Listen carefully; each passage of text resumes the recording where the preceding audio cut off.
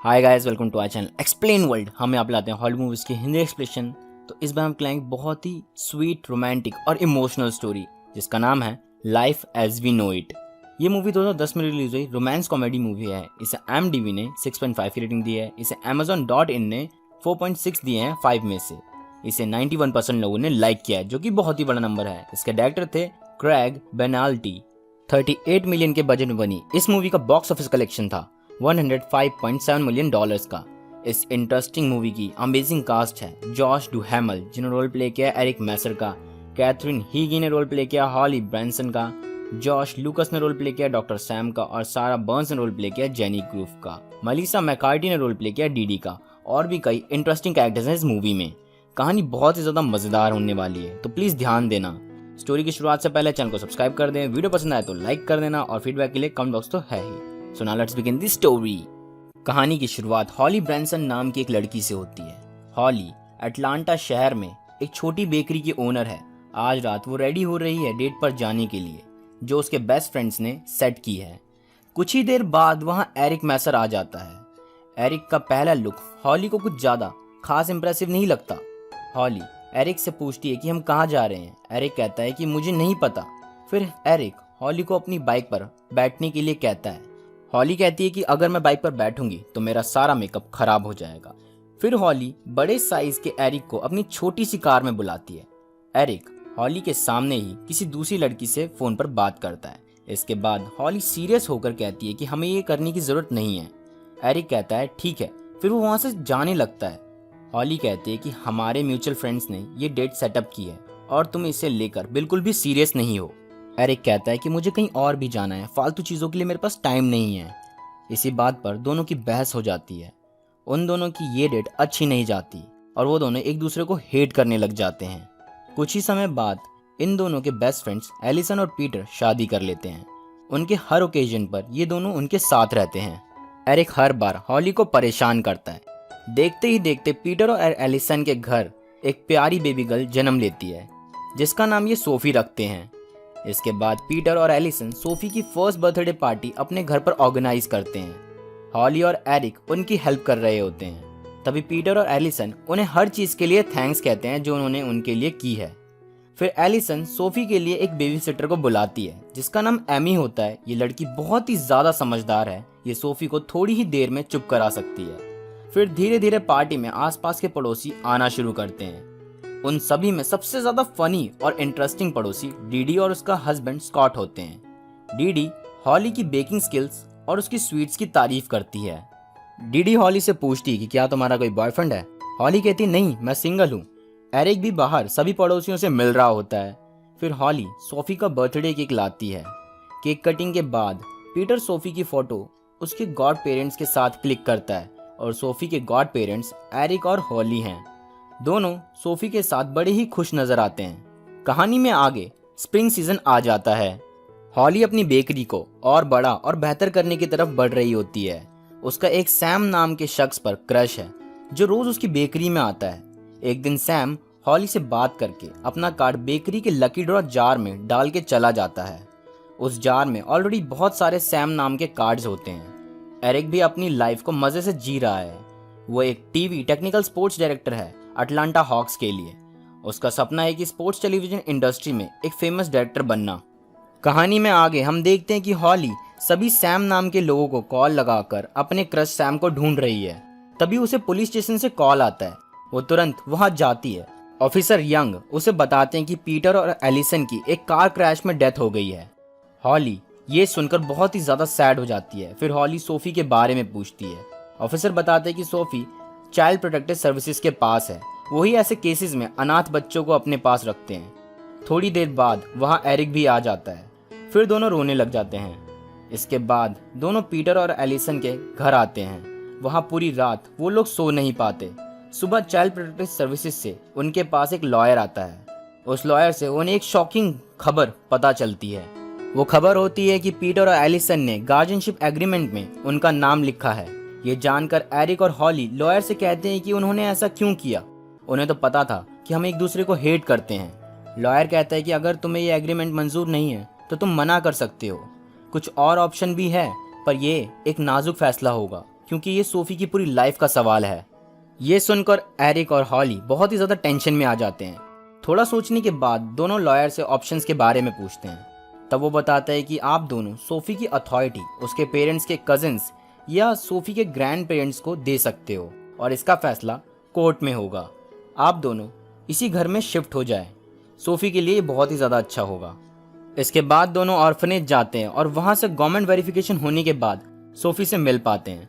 Sophie को देखकर दोनों की आंखें नम हो जाती हैं। फिर वो उसे घर ले आते हैं। घर आकर एरिक पीटर पर गुस्सा करने लगता है कि वो कैसे अपनी बेटी को हमारे भरोसे छोड़ सकता था। शोर सुनकर सोफी रोने लगती है। फिर हॉली चुप कराने के लिए सोफी को खाना खिलाती है, पर वो चुप नहीं होती और खाना भी नहीं खाती। इस दौरान एरिक और हॉली की बहस हो जाती है। फिर पीटर और एलिसन के फ्यूनरल पर सारे नेबर्स उन्हीं दोनों के बारे में बातें कर रहे होते हैं। एरिक और हॉली पीटर और एलिसन के रिलेटिव्स और पेरेंट्स से बात करते हैं। फ्यूनरल के बाद दोनों आपस में डिस्कशन करते हैं कि कोई भी रिलेटिव या ग्रैंड पेरेंट्स सोफी की केयर करने के लिए फिट या रेडी नहीं हैं। अगले दिन कोर्ट में जज एरिक और हॉली से बिना कोई सवाल पूछे उन्हें सोफी की कस्टडी दे देती है। अब एरिक और हॉली सोफी के लीगल गार्जियन बन जाते हैं, इसलिए वो दोनों भी अपनी दुश्मनी साइड करके एक ही घर में मूव हो जाते हैं। जब वो सोफी को घर लाते हैं तब सोफी अपना डायपर गंदा कर देती है। हॉली उसके डायपर को चेंज करती है। उसी दौरान उसके फेस पर पॉटी लग जाती है और उनके घर में नेबर्स भी आ जाते हैं। हॉली उसी फेस के साथ नीचे आ जाती है। डीडी उसे उसके फेस की हालत के बारे में बताती है। हॉली को बहुत ऑकवर्ड फील होता है। फिर सब लोग साथ मिलकर डिनर करते हैं। सारे नेबर्स उन्हें सोफी का ध्यान कैसे रखना है उसकी टिप्स देते हैं। इसके बाद एरिक और हॉली सीरियस होकर एक स्केड्यूल बनाते हैं कि किस किस दिन वो लोग सोफी का ध्यान रखेंगे। इसी तरह उनकी लाइफ चलना शुरू हो जाती है। वो दोनों बारी बारी सोफी का ध्यान रख रहे होते हैं। एक दिन सोफी को नहलाते वक्त हॉली सोफी के पेट पर एक उभरा हुआ निशान देखती है। वो एरिक से इसके बारे में पूछती है। एरिक कहता है कि ये कुछ नहीं है, ये तो सिर्फ सोफी का बेली बटन है। हॉली इस बारे में कोई रिस्क ना लेते हुए सोफी को डॉक्टर के पास ले जाती है और इत्तेफाक से वो डॉक्टर सैम होता है जिस पर हॉली का क्रश है। फिर सैम सोफी का चेकअप करता है। वो हॉली से कहता है कि परेशान मत होना, डरने की कोई बात नहीं है, सोफी ठीक हो जाएगी। सैम देखता है कि हॉली बहुत परेशान है, उसे नहीं पता कि बच्चों का ख्याल कैसे रखते हैं। सैम हॉली से कहता है कि तुम ज़्यादा स्ट्रेस मत लो और घर जाओ। इसके बाद एरिक घर आता है। वो देखता है कि हॉली वाइन पी रही होती है। एरिक देखता है कि हॉली ड्रंक हो चुकी है। तभी उनकी डोरबेल बजती है। दरवाजे पर चाइल्ड प्रोटेक्टिव सर्विसेज से उनकी केस वर्कर जेनी आई होती है। एरिक ये देखकर डर जाता है। वो फटाफट हॉली को नहाकर आने के लिए कहता है। फिर जेनी उस जगह को पूरा एक्सप्लोर करती है कि वो जगह सोफी के लिए सेफ है या नहीं। फिर जेनी उन दोनों से उनके रिलेशनशिप के बारे में और उनके काम के बारे में बात करती है और कई सवाल भी पूछती है। जेनी कहती है कि आप दोनों से बात करने के बाद मुझे लगता है कि आप शायद ही सोफी का ख्याल रख पाएं। मैं आप दोनों को लेकर श्योर नहीं हूँ। इसके बाद वो चली जाती है। फिर रात को सोफी रोने लगती है। हॉली उसे चुप नहीं करा पा रही होती, इसलिए एरिक पड़ोस में से एमी को बुला लेता है। एमी उन्हें बताती है कि जब भी सोफी रोए तो इसे किचन में लगे ब्लोअर के पास ले आना या फिर इसे ड्राइव पर ले जाना, ये चुप हो जाएगी। एमी के जाने के बाद सोफी फिर से रोने लगती है। फिर ये दोनों सोफी को लॉन्ग ड्राइव पर ले जाते हैं। एरिक पूरी रात ड्राइव करता है। जब वो सुबह घर आता है तब सोफी तो चुप हो जाती है, पर एरिक की नींद पूरी नहीं होती। उसी दौरान एरिक को उसके बॉस का कॉल आता है। वो एरिक को आज का इम्पॉर्टेंट बास्केटबॉल मैच डायरेक्ट करने की अपॉर्चुनिटी देता है। ये एक बड़ा मौका होता है इम्प्रेशन जमाने का। एरिक इस बारे में हॉली को बताता है। हॉली कहती है कि आज तुम्हारी बारी है और मेरे को आज एक ज़रूरी केटरिंग के लिए जाना है, तो मैं आज नहीं रुक सकती। वो एरिक को बाय बोलकर वहाँ से चली जाती है। फिर एरिक अपने पड़ोस में सभी लोगों को कॉल करता है, पर सब कहीं ना कहीं बिजी होते हैं। फिर एरिक सोफी को अपने साथ लेकर जाता है क्योंकि उसके पास कोई चॉइस नहीं थी। वो उसे एक टैक्सी ड्राइवर को संभालने के लिए देता है। वो टैक्सी ड्राइवर कहता है कि मैं इस बच्ची का ध्यान नहीं रख सकता।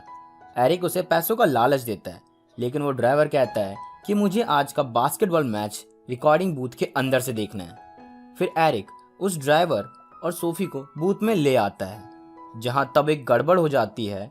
जब सोफी जोर जोर से रोने लगती है, वो टैक्सी ड्राइवर शोर मचाने लगता है। इस वजह से एरिक अच्छी तरह से कैमरामैन को इंस्ट्रक्शन नहीं दे पाता और वो लोग बास्केटबॉल का इम्पॉर्टेंट पार्ट कैप्चर करने से चूक जाते हैं। यहाँ हो जाती है मिस डायरेक्शन। एरिक बहुत ही ज़्यादा निराश हो जाता है। घर पर एरिक हॉली से झगड़ा करता है और वहाँ से जाने लगता है। हॉली उसे कहती है कि तुम एक बच्ची के पिता हो, तुम्हें बाइक नहीं चलानी चाहिए।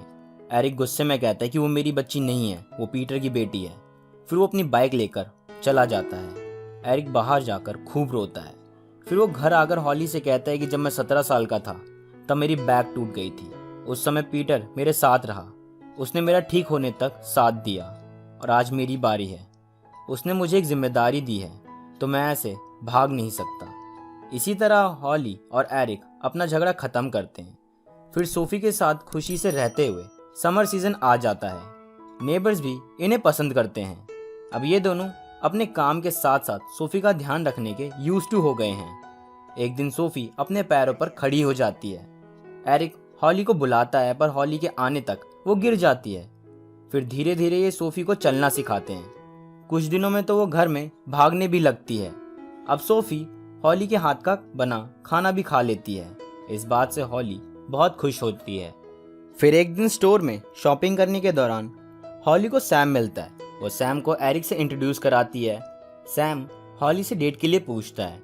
फिर वो दोनों डेट पर जाते हैं। सैम उसे एक फेमस रेस्टोरेंट में लेकर आता है। वहाँ सैम बताता है कि वो ज़्यादा बाहर का खाना नहीं खाता क्योंकि उसकी एक्स वाइफ उसे घर का खाना ही खिलाती थी। हॉली को पता चलता है कि सैम पहले शादीशुदा था। उन दोनों की डेट के दौरान हॉली को एरिक का कॉल आता है। वो कहता है कि सोफी की तबीयत बहुत ख़राब है। हॉली तुरंत सैम के साथ हॉस्पिटल जाती है। हॉस्पिटल में सैम बताता है कि सोफी को छोटा सा इन्फेक्शन हुआ है, वो जल्दी ही ठीक हो जाएगी। फिर हॉली सैम को किस कर लेती है और एरिक दूर से ही ये देख रहा होता है। अगले दिन सारे मंथली बिल्स को लेकर हॉली परेशान होती है। उन दोनों को रियलाइज होता है कि एक बच्चे को बड़ा करना बहुत एक्सपेंसिव होता है। हॉली कहती है कि मेरे पास ज़्यादा पैसे नहीं है, इसलिए मैं अपना बिजनेस नहीं बढ़ा सकती आगे। एरिक उदास हॉली को कहता है कि मैं तुम्हारे बिजनेस में इन्वेस्ट करना चाहूँगा, मेरे पास कुछ सेविंग्स हैं और किसी की हेल्प लेने का मतलब ये नहीं कि तुम फेल हो गई हो। हम एक बच्चे को बड़ा कर रहे हैं एक घर में एक साथ। हॉली एरिक की फीलिंग्स को समझती है। इसके बाद हॉली खुश होकर एरिक को अपनी तरफ से डिनर पर लेकर जाती है। डिनर के बाद एरिक हॉली को बाइक चलाना सिखाता है पर हॉली उसकी बाइक को ठोक देती है और बाइक बस के नीचे आ जाती है। एरिक को इस बात का बहुत दुख होता है। फिर दोनों घर आते हैं। एमी जो कि सोफी का ध्यान रख रही थी उन्हें कहती है कि वो दोनों एक साथ अच्छे लगते हैं। फिर वो दोनों एक दूसरे की तरफ देखते हैं। वो माहौल बहुत रोमांटिक हो जाता है और उनके बीच में एक फिजिकल रिलेशनशिप क्रिएट होता है। दोनों साथ में खुश नजर आते हैं। सुबह उनकी केस वर्कर जेनी आ जाती है। फिर एरिक और हॉली जल्दी जल्दी घर की सफाई करते हैं। जेनी उनसे मीटिंग के दौरान कहती है कि या तो आप लोग शादी करके एक साथ रहो या फिर ब्रेकअप करके अलग हो जाओ। अपने रिलेशनशिप को कॉम्प्लिकेट मत बनाओ वरना तुम्हारे इस रिलेशनशिप का बुरा असर सोफी पर पड़ेगा। अब मैं तुमसे लास्ट मीटिंग में मिलूंगी। एरिक इस बात के बारे में सोचता रहता है। इसके बाद एरिक को उसका बॉस उसकी ड्रीम जॉब ऑफर करता है फिनिक्स सन्स के साथ फिनिक्स शहर में। एरिक के पास ये गोल्डन अपॉर्चुनिटी है उसकी ड्रीम को पूरा करने की, लेकिन एरिक इस बारे में हॉली से बात नहीं करता। फिर अगले दिन एक ओकेजन में जब हॉली को एरिक के इस प्रमोशन के बारे में पता चलता है तब वो उससे लड़ती है कि उसने उसे क्यों नहीं बताया। हॉली की फीलिंग्स स्ट्रांग हो चुकी है। एरिक के चले जाने से उसे बुरा लगेगा। हॉली कहती है कि तुम तो बस इस जिम्मेदारी से भागना चाहते हो, तो जाओ निकल जाओ यहाँ से, क्योंकि तुम तो बस नाटक कर रहे थे। हॉली घर जाकर रोने लगती है। एरिक फिनिक्स चला जाता है। अब ऑटम सीजन आ जाता है। हॉली सैम के साथ सोफी को पाल रही होती है। उसे कहीं ना कहीं एरिक की कमी महसूस होती है। एरिक अपनी नई जॉब में बिजी रहता है पर वो भी सोफी और हॉली को याद करता है। इसके बाद एरिक थैंक्सगिविंग पर फिनिक्स से वापस आता है। वो सोचकर आया होता है कि हॉली के साथ सारी चीज़ें ठीक कर लेगा, पर तभी हॉली एरिक को डिनर पर इनवाइट करती है जो वो और सैम मिलकर होस्ट कर रहे होते हैं। जब एरिक घर आता है तब उसे नेबर्स से पता चलता है कि हॉली घर को बेच रही है। एरिक गुस्सा और कंफ्यूज्ड फीलिंग के साथ हॉली से इस बारे में पूछता है। हॉली कहती है कि ये घर बहुत बड़ा है और इसके खर्चे भी ज़्यादा हैं। एरिक कहता है कि मैं पैसे भेज तो रहा हूँ। हॉली कहती है कि वो काफ़ी नहीं है। एरिक कहता है कि सोफी के पेरेंट्स चाहते थे कि हम उसे इस घर में बड़ा करें। हॉली कहती है कि वो हम दोनों को चाहते थे, पर तुम तो हमें छोड़कर फीनिक्स भाग गए। एरिक कहता है कि तुमने भी तो मुझे रिप्लेस करके सैम को बुला लिया और तुम्हें तो ऐसी ही स्वीट लाइफ चाहिए थी। हॉली कहती है कि मुझे ऐसी लाइफ एक ऐसे इंसान के साथ चाहिए थी जो मुझसे प्यार करे। एरिक इमोशनल होकर कहता है कि मैं तुमसे प्यार करता हूँ। हॉली कहती है कि इसका कोई मतलब नहीं है। फिर एरिक सभी नेबर से कहता है कि वो वापस फीनिक्स जा रहा है और वो सोफी को एक गुड बाय किस करके वहाँ से निकल जाता है। डिनर के बाद सैम, जिसने उन दोनों की सारी बातें सुन ली थी, हॉली से कहते हैं कि अगर मैं और मेरी वाइफ ने ऐसी लड़ाई की होती जैसे कि तुम दोनों ने आज की है तो आज मैं अपनी वाइफ के साथ होता। हॉली, तुम्हें अपनी फीलिंग्स एरिक को बता देनी चाहिए। इतना कहकर सैम वहाँ से चला जाता है। उसी रात को सोफी पहली बार हॉली को मम्मा कहती है, जिसे सुनकर वो इमोशनल हो जाती है। वो एरिक को मिस कर रही होती है। अगली सुबह जेनी आती है अपनी लास्ट मीटिंग के लिए। जेनी से बातें करते वक्त हॉली को रियलाइज होता है कि वो सोफी की देखभाल बिना एरिक के नहीं कर सकती, इसलिए वो एरिक को फीनिक्स जाने से रोकने के लिए एयरपोर्ट जेनी के साथ जाती है। एयरपोर्ट पर एरिक अपनी फ्लाइट का वेट कर रहा होता है, तब वो सोफी का वीडियो देखने लगता है। उस समय एक ओल्ड लेडी उसे बताती है कि तुम्हारी फैमिली बहुत अच्छी है। फिर एरिक अपने टर्मिनल की तरफ बढ़ जाता है। जैसे तैसे हॉली एयरपोर्ट पहुंचती है, लेकिन जब तक वो टर्मिनल पर पहुंचती फीनिक्स के लिए फ्लाइट निकल चुकी होती है। हॉली निराश हो जाती है और उदास होकर जेनी के साथ घर आ जाती है। जेनी हॉली की कंडीशन देखकर रोने लगती है। वो हॉली से कहती है कि तुम सोफी के लिए एक परफेक्ट मदर हो। फिर हॉली घर में जाती है। सडनली एरिक को सामने बैठा देखकर वो डर जाती है। एरिक उसे कहता है कि मुझे पता चल गया कि पीटर और एलिसन ने हमें क्यों चुना, क्योंकि मैं, सोफी और तुम एक बहुत प्यारी फैमिली हो। मैं इस फैमिली के साथ ही रहना चाहता हूँ, मैं इसे खोना नहीं चाहता। फिर एरिक हॉली को आई लव यू कहता है और दोनों एक दूसरे को पैशनेटली किस करते हैं। फिर कुछ महीने बाद विंटर सीजन आ जाता है। वो दोनों सोफी का सेकंड बर्थडे होस्ट कर रहे होते हैं। वो सभी नेबर्स और फ्रेंड्स को बुलाते हैं। फिर एरिक किचन में एक एक्स्ट्रा केक को देखता है। वो हॉली से उसके बारे में पूछता है। हॉली बताती है कि हमारे रिलेशन को 1 साल हो गया है, ये केक उसकी खुशी में है। एरिक को ये जानकर खुशी महसूस होती है। दोनों किस करते हैं। फिर हॉली सोफी का बर्थडे केक लेकर जाती है और वो सब हैप्पी बर्थडे सॉन्ग गाते हैं और इस तरह स्टोरी का हैप्पी एंड होता है। इस स्टोरी में एक बात कही गई थी कि आप किसी भी इंसान को नापसंद करते हो, पर उस इंसान की अच्छाइयाँ आपको उसे पसंद करने पर मजबूर कर देंगी। और किसी भी तरह के रिलेशनशिप में ईगो नहीं होना चाहिए। इसी तरह के अच्छे शोज और मूवीज देखने के लिए चेक इन करें Amazon प्राइम पर, लिंक इन डिस्क्रिप्शन। ये मूवी भी आपको वहीं पर मिलेगी। मैं आशा करता हूँ आपको स्टोरी पसंद आई हो। वीडियो अच्छी लगी तो लाइक करना और आपके फीडबैक के लिए कमेंट बॉक्स तो है ही। अपनी फेवरेट मूवीज की एक्सप्लेनेशन के लिए सब्सक्राइब करें एक्सप्लेन वर्ल्ड को। मैं मिलूंगा आपसे नेक्स्ट बेस्ट स्टोरी साथ, तब तक के लिए बाय बाय, सायोनारा।